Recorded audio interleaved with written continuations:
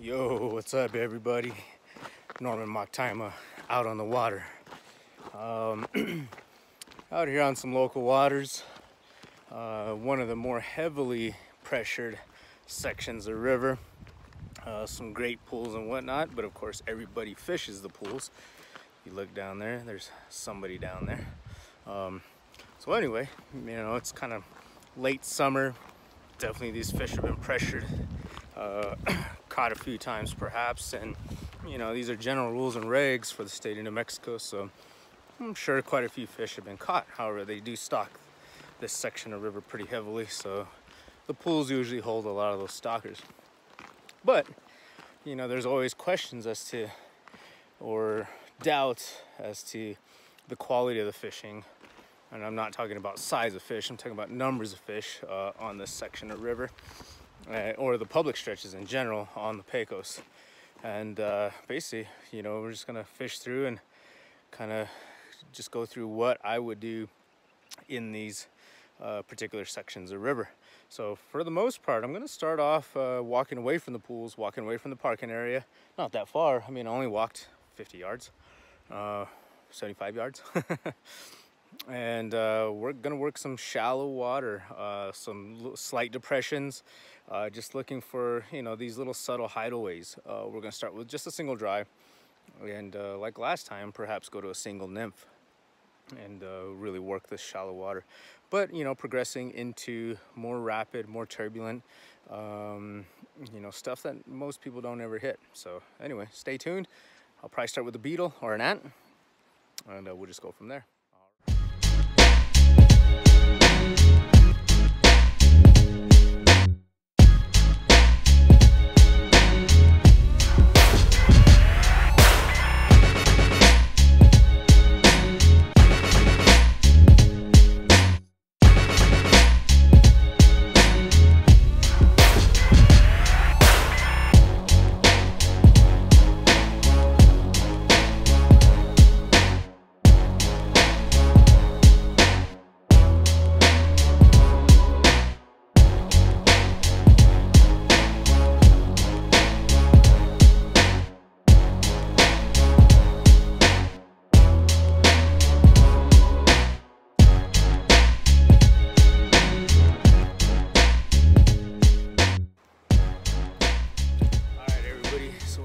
On is my 10-foot 6-inch 3-weight Echo Shadow X, running my standard Euro nymphing rig or leader, cider, and then about 3 feet of this is 6.5X Trout Hunter.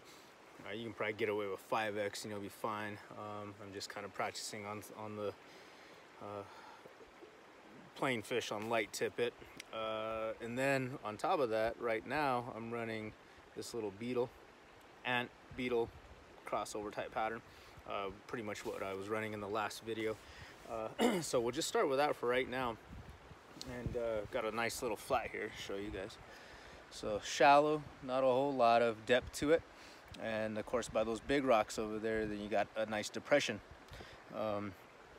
So for right now, we're just going to work our way through with this dry, and then if need be, especially in that deeper channel over there, we may just go to a single nymph, again small, 18, and just see if we can scrape one off the bottom. So anyway, right now, you know, I'm not seeing much in the way of any hatches.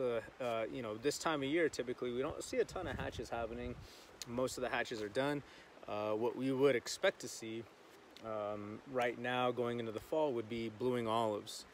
However, I'm not seeing much of that happening right now. It's about almost 1 o'clock. So if any should start hatching, it should be happening here soon. So we'll just keep an eye out for that and adapt as if the hatch does come off. So, all right, let's see what we can find.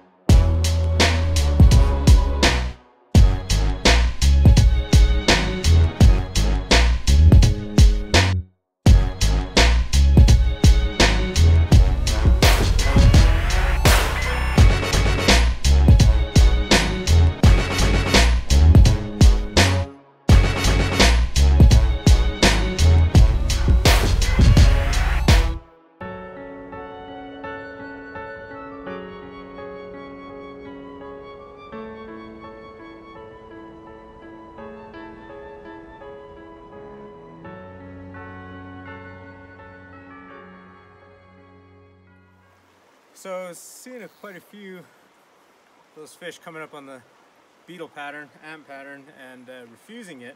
So I went to a small perdigone nymph, little orange hot collar on it, and picked up several more of those fish that basically refuse the dry fly.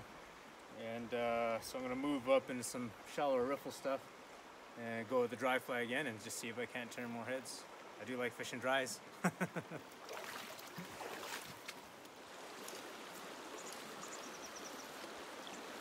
That was a good eat. You totally just chased it down. Nice brown too. Oh, and he popped off. Oh well. So you want to get your dry fly floating again, it's best to take a cloth, rag, your sleeve. And just squeeze out all that excess moisture. And that way you have a dry fly to begin with, and then you can apply your floatant on top of that. I do like the gel because I can work the gel right into the foam material, the dubbing. And at that point, it self reapplies even after a couple fished. Powders, other desiccants, they get it dry, but they just add a coating, and you don't want to put a wet fly, you don't want to cover it with a hydrophobic material and then throw it in the water, because then your floatant just comes off. So the floatant on a dry fly, it will keep that fly dry.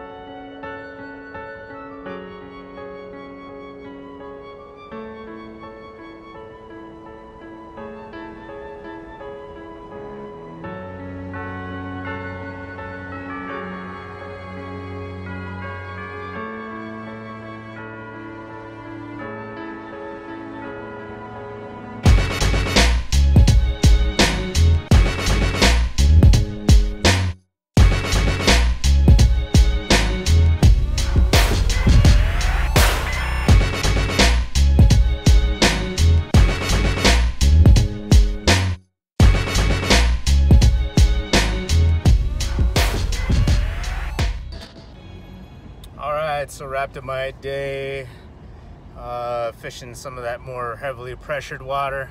It was actually a great day, a lot of action, a lot of activity. I was just terrible on some of those dry fly eats. My hook set was actually just a little too fast. Did turn a couple more on dries, but then got some cloud cover coming in, and for some reason that kind of deterred the fish from really looking up. So running a single nymph, again perdigone, more of a beta C type, olive body, hot orange collar, copper bead, and yeah, that turned quite a few more fish after that. So that's pretty much it. You know, cover that shallow stuff in between the pools. Don't get too fixated on what we would call A water. Look at the stuff that hardly anybody else fishes. That's where those fish will move into, because that's where a lot of those aquatic insects congregate. High oxygen, high sunlight penetration, higher algae. So just a major or a bigger food source, greater food source for those aquatic insects. And that's where they concentrate, and that's where your fish will concentrate as those bugs start moving around. So yeah, it was good times. get out there. Look me up. Instagram, Facebook, YouTube. Norman Maktima. NMaktima fly fishing is another one. So anyway, like, subscribe, hit the bell. Stay tuned for the next vid. We'll catch you later. Peace.